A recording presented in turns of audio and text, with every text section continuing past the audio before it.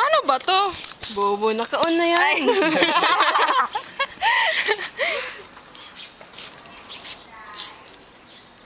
Ito.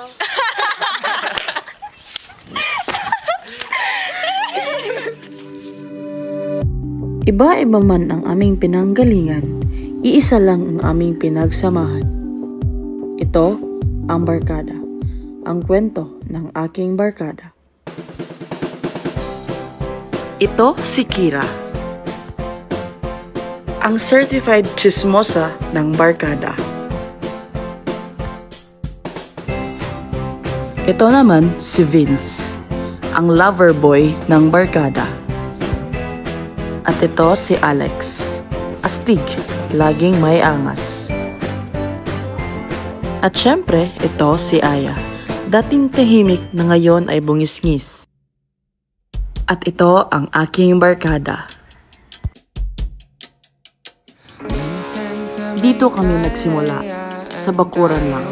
Sementong may bitak, pawisang mga noo, pero masaya. Hindi man kami mayaman, pero sa mga panahong iyon, kami ang pinakamayaman sa tawa. Pag napagod sa laro, diretso sa kanto. Tusok-tusok, kwek-kwek at fishball. Simpleng 20 pesos namin, busog na ang lahat. Sa barkada, hindi lang puro good times, may iyakan at lungkot. Tulad nung bumagsak si Kira sa grades niya, agad-agad kaming nandyan para sa kanya. Sa aming magbabarkada, todo ang suporta. Kahit anong trip, kahit anong plano, game kami dyan. Naalala ko pa nung may hinarana si Vince. At nabasted. Sabi sa inyo hindi palaging good times. May bad times rin talaga. Minsan naman, hindi maiiwasan ang mag-away. Nagkakagulo at napipressure. Pero syempre, kailangan din tumigil at huminga ng malalim. At sabay-sabay natin maaabot ang ating mga pangarap.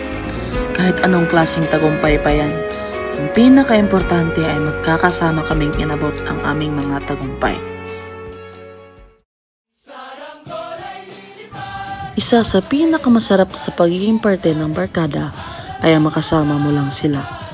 Saan man, kailanman, o sa kahit na anong trip at tawanan. At ito ang mga memories na dadalhin mo habang buhay.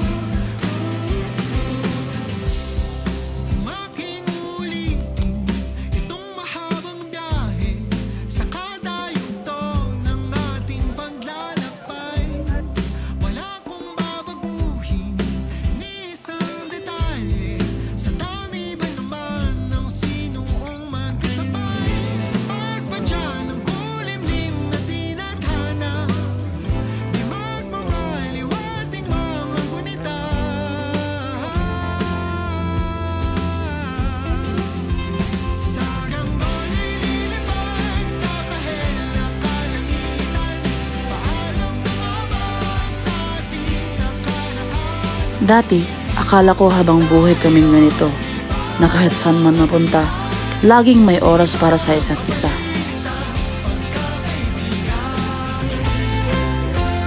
Pero si Alex, kailangang umalis papuntang Maynila. Nakakalungkot man, pero wala kaming magagawa.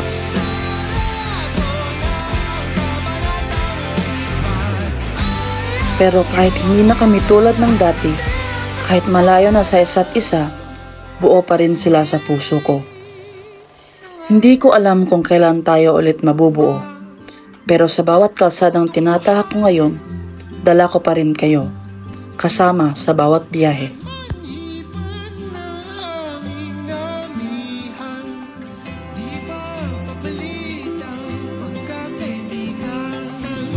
Biyaheng barkada, kahit saan mapunta, kayo pa rin ang gusto kong makasama.